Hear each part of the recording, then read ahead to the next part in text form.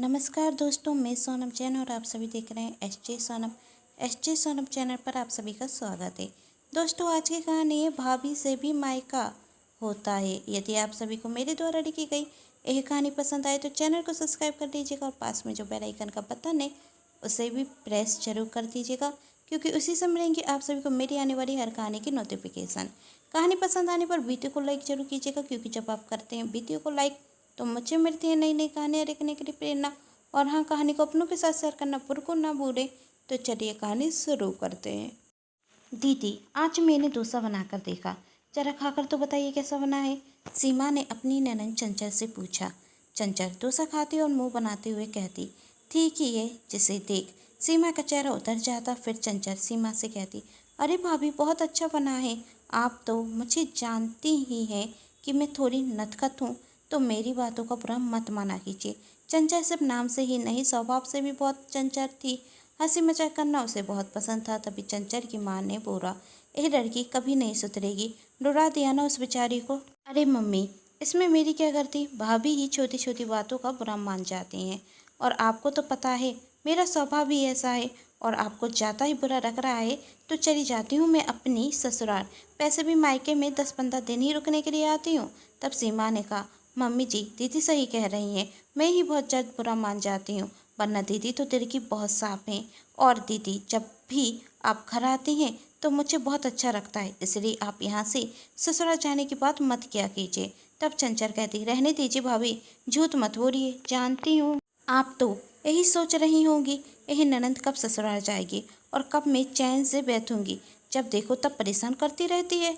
तब सीमा ने कहा, ऐसा तो मैं कभी सोच भी नहीं सकती दीदी, मैं तो आपके आने का इंतजार करती हूँ। अच्छा जी, चंचल ने मुस्कुराते हुए कहा, और सभी हंसने लगते। दोनों ननद भाभी में बहुत अच्छी बनती थी, जिसे देखकर सुनीता जी भी बहुत खुश होती कि बहू और बेटी एक साथ खुश हैं। इसी तरह दिन निकलते जाते और चंचल कुछ दिनों बाद अपनी ससुराल चली जाती।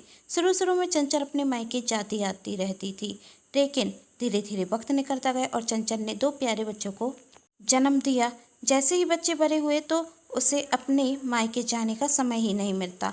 साल में 1 से 2 बार मायके जाती। गर्मी की छुट्टियां चल रही थी और चंचल के बच्चे जिद करने लगे, मम्मी मामा के घर चलो ना, हमारे सभी दोस्त गए हुए हैं। चंचल भी कहती कि वैसे भी बहुत दिनों से मायके नहीं गई, इसी बहाने मायके भी होकर आती हूँ। चंचल का बड़ा बेटा रोहित 8 वर्ष का था और छोटा बेटा मोहित 4 वर्ष का। अपने दोनों बच्चों के साथ मायके जाती सीमा उसे देखकर बहुत खुश होती।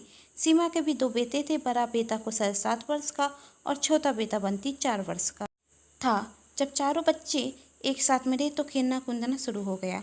इसी तरह एक हफ्ता निकल गया और एक दिन रोहित और कुशल आपस में खेल रहे थे और खेलते ही खेलते दोनों की लड़ाई हो गई और लड़ते लड़ते कुशल गिर जाता, जिससे उसके सिर में चोट लग जाती, जिसे देख सीमा घबरा जाती और रोहित में एक थप्पड़ खींचकर दे देती। रोहित रोने लगता है। तभी वहाँ चंचल आती और कहती, भाभी ये सब क्या है? बच्चे आपस में खेलते हैं तो लड़ते भी हैं और उन्हें चोट लगती रहती है, लेकिन आपको इस तरह रोहित को थप्पड़ लगाना नहीं चाहिए था। तब सीमा ने कहा, दीदी, आप तो अपने ही बेटे का पक्ष लेंगी ना। जरा देखिए मेरे बेटे के सिर में कितनी चोट आ गई है। मैंने तो सिर्फ एक थप्पड़ रखा है, लेकिन मेरे बेटे को तो चोट आई है ना, उसका क्या? तब चंचल ने कहा, तो भाभी 2 दिन पहले जब रोहित और कुशल खेल रहे थे तो मेरे बेटे के भी पैर में चोट आ गई थी, मैंने किसी से कुछ नहीं कहा था। तब सीमा ने कहा, आप कहती भी कैसे? गलती तो आपके बेटे रोहित की ही थी ना, तो आप मेरे बेटे से कुछ कैसे कहती? आपका बेटा तो आपकी ही तरह शरारती है, जब देखो तब शरारत करता रहता है और मेरे बेटे को चोट रखती रहती है। अपने बेटे को समझा दीजिए, इसे यहाँ आना है तो सही से रहे। क्या मतलब इसे यहाँ आना है? चंचल ने गुस्से में कहा, यह मेरा भी मायका है, मैं जब चाहूँ तब आ सकती हूँ। मायका मायका होता है, लेकिन ससुराली एक लड़की का असली घर होता है, यह मत भूलिए। और यह मेरा ससुराल है, घर तो यह मेरा है, आपका नहीं, सीमा ने कहा। सीमा की ऐसी बातें चंचल के दिल को ठेस पहुंचा देती और चंचल ने अब सीमा से बातें करना बंद कर दिया और सीमा भी चंचल से बात करना नहीं चाहती। दोनों ही ननद भाभी आपस में बातें नहीं कर रही थी। यह देख सुनीता जी को बहुत बुरा लगता और वह दोनों को समझा रही थी, लेकिन दोनों में से कोई समझने को तैयार नहीं था। सुनीता जी के कहने पर दोनों आपस में बातें तो करने रहीं, लेकिन मनमुटाव तो अभी भी था। चंचल को बहुत बुरा लगता जब उसकी भाभी ने कहा था मायका एक लड़की का असली घर नहीं होता। कुछ दिन मायके में रुकने के बाद चंचल अपने ससुराल वापस आ जाती और मन में सोचती, जानती हूँ यह बात कि मायका एक लड़की का असली घर नहीं होता, लेकिन भाभी को यह बात मुझसे कहने की क्या ज़रूरत थी। मैं कौन सा वहाँ बसने के लिए जाती हूँ, साल में सिर्फ 1-2 बार ही तो जाती हूँ, वही भी मुश्किल से 10 से 15 दिन के लिए। इतने में ही भाभी ने मुझे इतना कुछ सुना दिया। मैं तो भाभी से हमेशा अच्छे से ही बात करती थी और बच्चे तो आपस में डरते ही रहते हैं। छोटी सी बात को इतना बड़ा क्या बनाना था भाभी को। अब तो मैं जब भी मायके जाया करूँगी जब भाभी अपने मायके जाएंगी। और ऐसा ही हुआ। चंचल अपनी भाभी के मायके जाने के बाद ही अपने मायके जाती और सीमा भी कभी अपनी ननद चंचल से मायके आने के लिए नहीं कहती और दोनों ननद भाभी के रिश्ते में दरार आने लगी।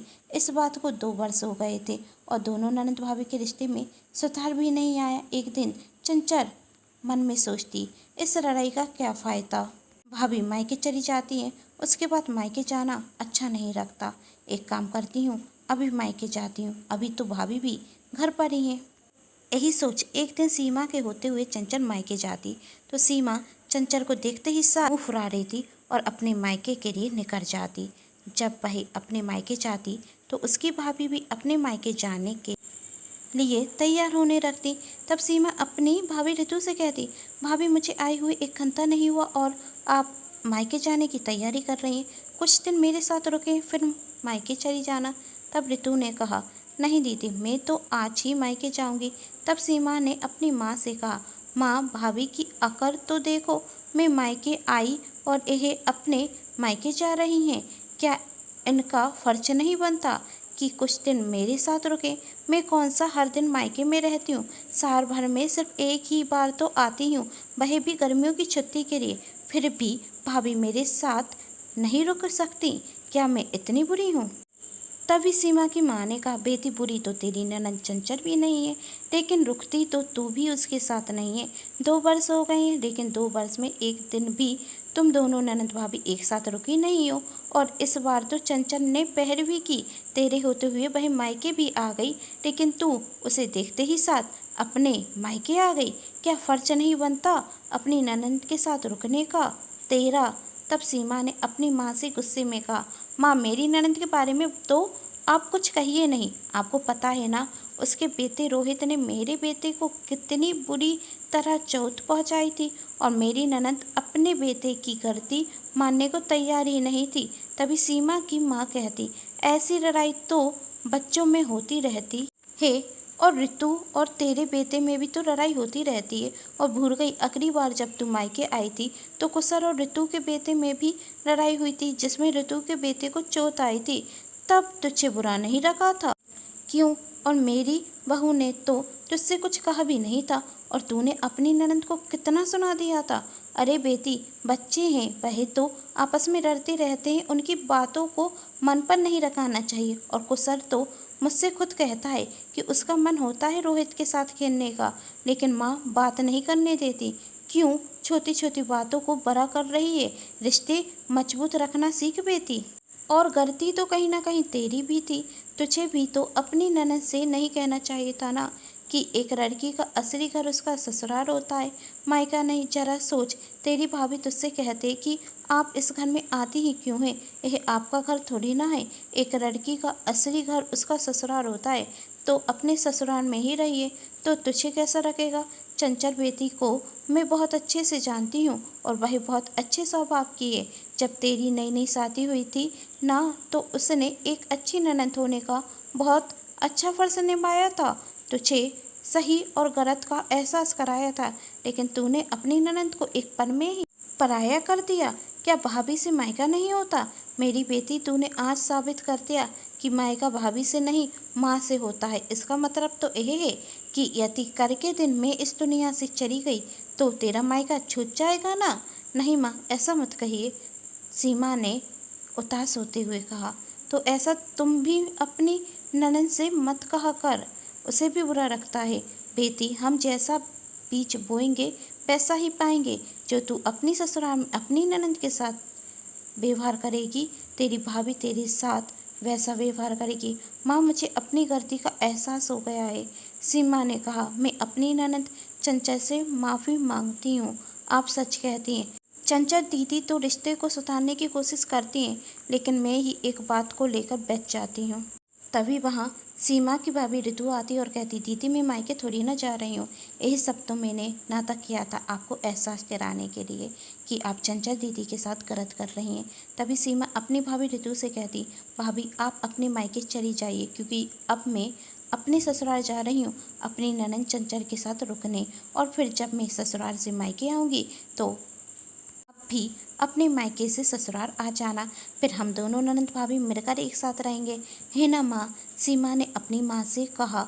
तब सीमा की माँ खुश होकर कहती, अब सही कहा मेरी बेटी ने, बहू तू अपने मायके होकर आ जा। यही सुन वही सब खुश हो जाते और दूसरे दिन ही सीमा अपने ससुराल चली आती और चंचल से कहती, दीदी हमें बच्चों की बात पर नहीं रहना चाहिए था। आप तो बात को ख़त्म करने की कोशिश भी कर रही थी, लेकिन मैं ही बात को बनाने में रखी हुई थी। मुझे माफ़ कर दीजिए। तब चंचल कहती, मुझे आपसे कोई शिकायत नहीं, हम अपना रिश्ता पहले की तरह ही रखते हैं। और वैसे सच कहूँ तो मुझे भी आपसे रूठने में मज़ा नहीं आया।